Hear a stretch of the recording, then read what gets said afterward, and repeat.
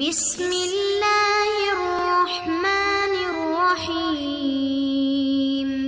السلام علیکم معزز طلباء کرام، آپ سب کیسے ہیں؟ آج ہم موطا امام محمد کے سبق نمبر 42 کو پڑھیں گے۔ آج کے ہمارے سبق کا عنوان ہے سہو کا بیان، یعنی کہ نماز میں کوئی غلطی ہوتی ہے، بندہ بھول جاتا ہے تو پھر سجدہ سہو کر کے اس غلطی کا تدارک بعض صورتوں میں کیا جاتا ہے۔ تو اس حوالے سے ہم سمجھیں گے کہ وہ سجدہ سہو کیسے کیا جائے اور اس میں کیا درست انداز ہے، احناف کا نظریہ کیا ہے۔ تو احادیث پڑھنے کے بعد امام محمد علیہ رحمہ احناف کا جو مذہب بیان کریں گے تو اس حوالے سے ہم پھر کلام کریں گے۔ تو بہرحال باب السہو فی الصلاۃ، یہ باب ہے نماز میں بھولنے کے بارے میں۔ اخبرنا مالک اخبرنا الزہری عن ابی سلمۃ بن عبد الرحمن عن ابی ہریرۃ قال قال رسول اللہ صلی اللہ علیہ وسلم ان احدکم اذا قام فی الصلاۃ جاءه الشیطان فلبس علیہ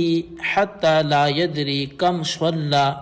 فاذا وجد احدکم ذلك فلیسجد سجدتین وهو جالس۔ امام محمد رحمۃ اللہ علیہ لکھتے ہیں کہ ہمیں امام مالک نے زہری سے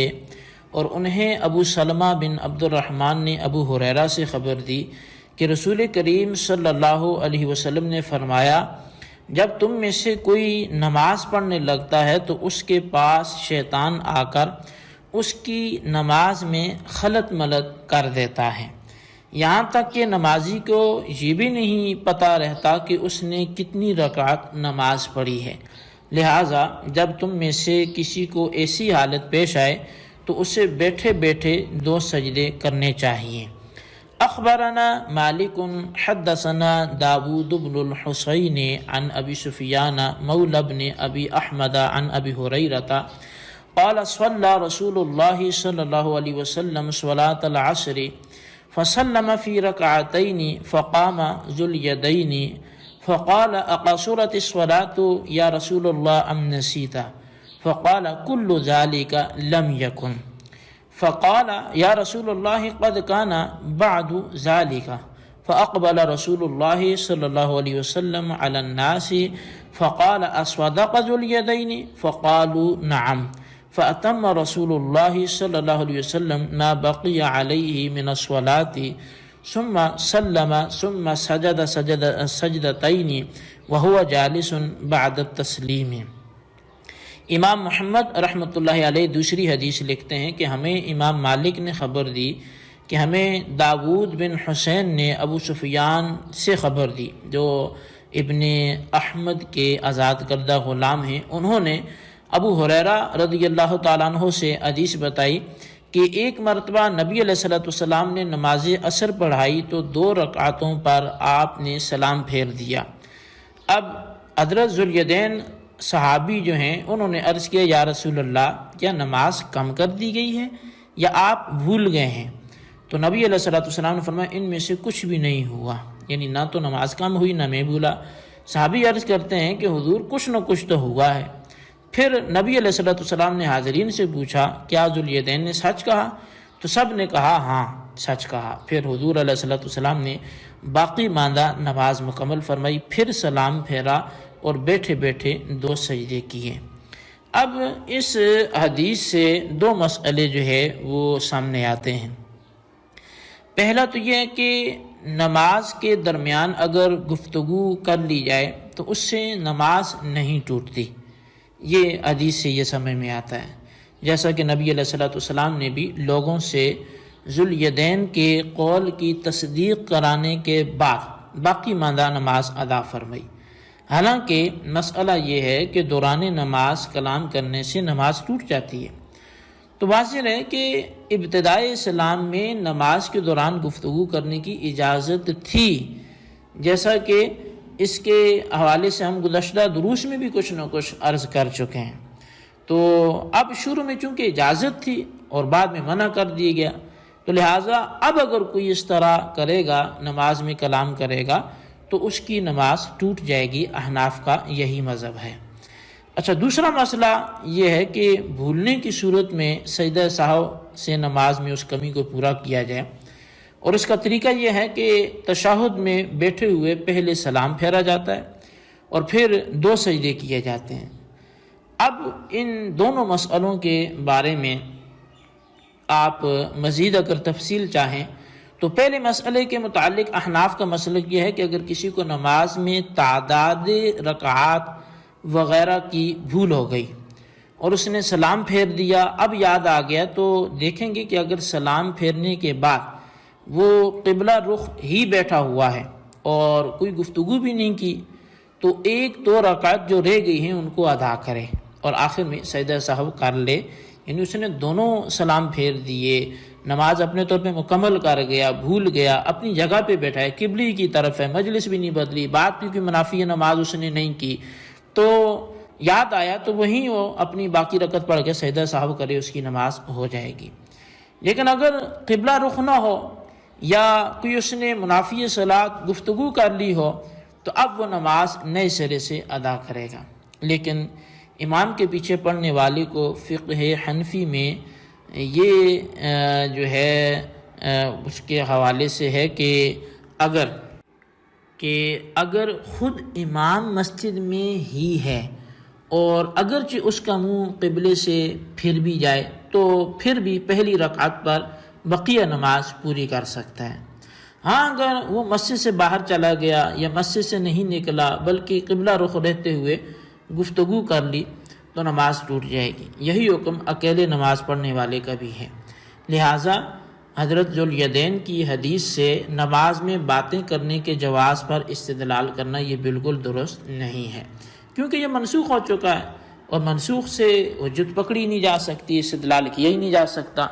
رہا بھول جانے پر سجدہ سہو کرنے کے طریقے کے حوالے سے،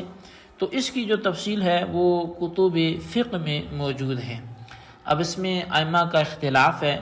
امام اعظم امام ابو حنیفہ رحمۃ اللہ تعالی علیہ کا مسلک یہ ہے کہ سجدہ سہو کے لیے سلام پھیر کر 2 سجدے پھر کرے، پھر تشہد پڑھے اور مکمل کر کے سلام پھیر دے۔ امام شافعی کہتے ہیں کہ پہلے 2 سجدے کریں پھر سلام پھیرے۔ ان دونوں طریقوں پر نبی علیہ السلام کی فعلی احادیث موجود ہیں، اور صاحب ہدایہ نے فعلی احادیث نقل کرنے کے بعد ایک قولی حدیث ذکر کی ہے کہ نبی علیہ السلام نے فرمایا کہ لِكُلِّ سَهْوٍ سَجْدَتَانِ بَعْدَ السَّلَامِ، کہ ہر سہو کے لیے سلام کے بعد 2 سجدے ہیں۔ لیکن حقیقت یہ ہے کہ جس طرح فعلی احادیث دونوں صورتوں کے لیے موجود ہیں، اسی طرح قولی احادیث بھی دونوں کی تائید میں وہ موجود ہیں۔ اب احناف کی دلیل نبی علیہ السلام کا قول ہے کہ ہر صاحب کے لیے سلام کے بعد 2 سجدے ہیں، اور اس حدیث کو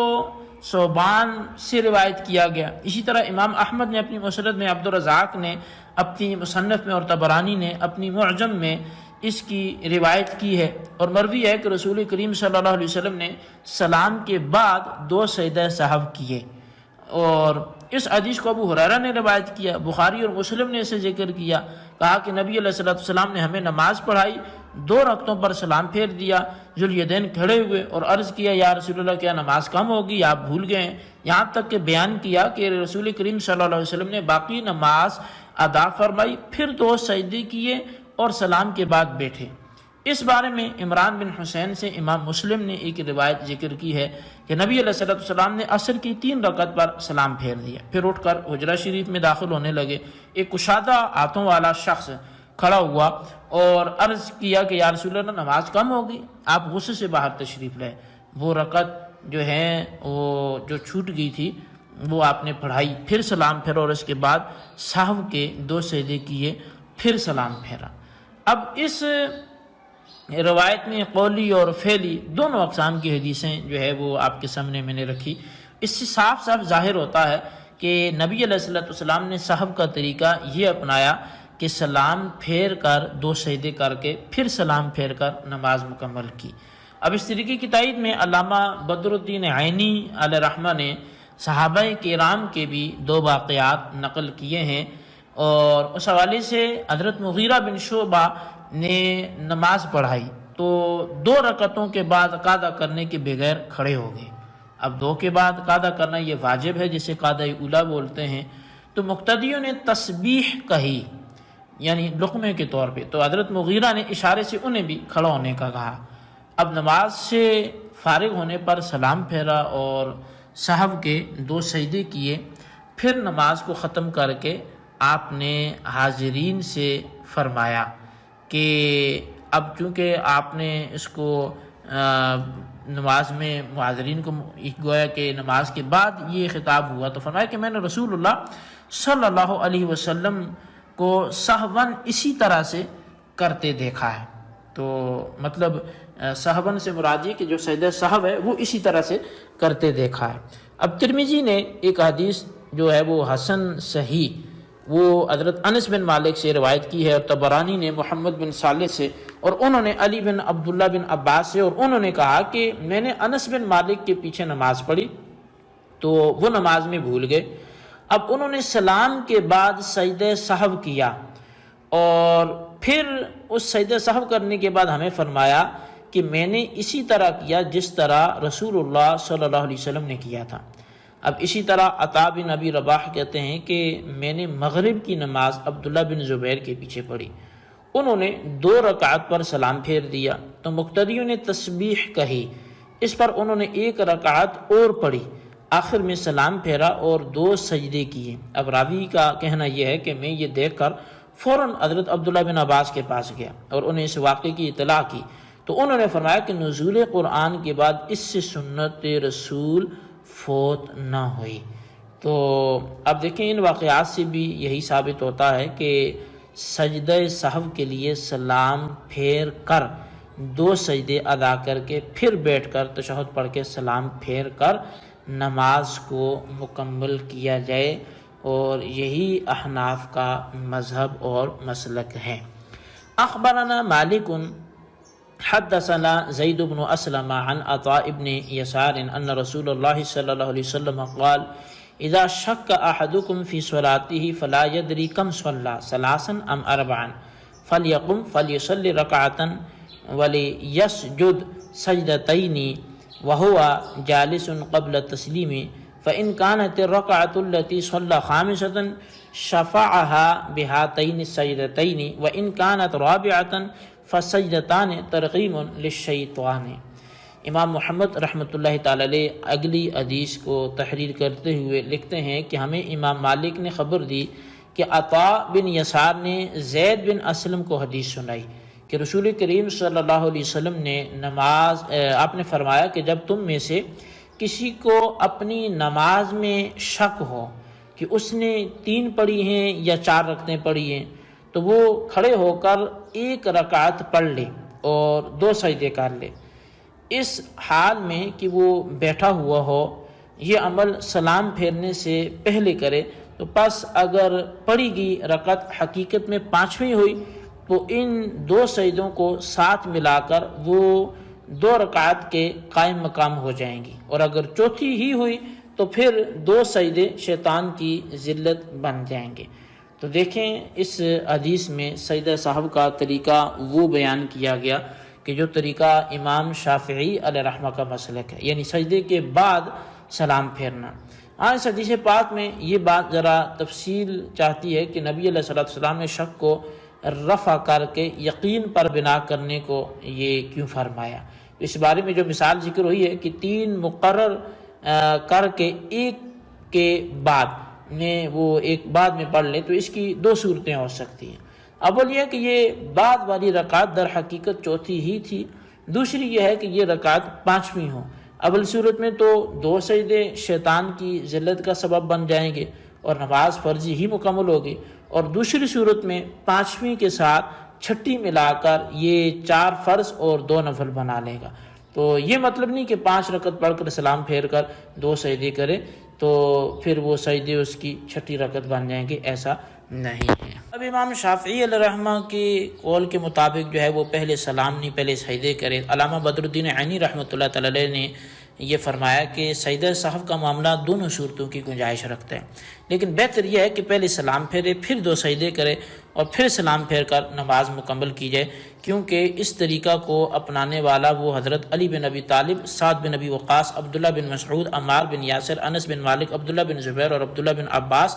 رضی اللہ تعالیٰ عنہم اجمعین، تابعین کرام میں سے حسن بصری، ابراہیم نخعی، ابن ابی لیلہ، سفیان ثوری، حسن بن صالح وغیرہ حضرات ہیں، تو ان کی موافقت اسی میں ہے کہ پہلے سلام پھیرے اور پھر 2 سجدے کرے، پھر تشہد پڑھ کے درود پڑھ کے پھر سلام پھیر دے۔ تو بہرحال یہ احادیث تھی، اور اس میں کچھ احادیث باقی ہیں، وہ آئندہ کے اس درس میں ہم انہیں شامل کریں گے۔ تو اسی حوالے سے جو صاحب کے حوالے سے ہیں، اس سبق کو اچھی طرح یاد رکھیں، اس کے خلاصے کو اپنے رجسٹر پر ضرور لکھیں، احناف کا مذہب ایک دلیل کے ساتھ تحریر کریں۔ اللہ تبارک و تعالیٰ سے دعا ہے جو کچھ ہم نے پڑھا سنا اسے یاد رکھنے کی توفیق نصیب فرمائے، آمین بجاہ النبی الامین صلی اللہ علیہ وسلم۔